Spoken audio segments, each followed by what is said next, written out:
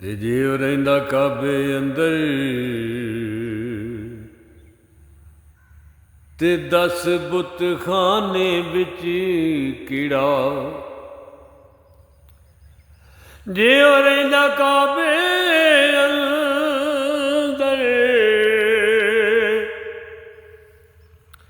ਤੇ 10 ਬੁੱਤਖਾਨੇ ਵਿੱਚ ਕਿਹੜਾ। ਤੇ ਜੇ ਹੁੰਦਾ ਵਿੱਚ ਮਸੀਤੀ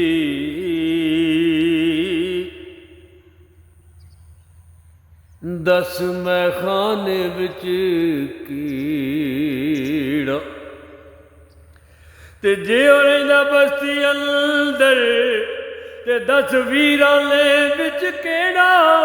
ਆਜ਼ਮ ਜੇ ਉਹ ਨੂਰ ਸ਼ਮਾਂ ਦਾ ਤੇ 10 ਪਰਵਾਨੇ ਵਿੱਚ ਕੀੜਾ।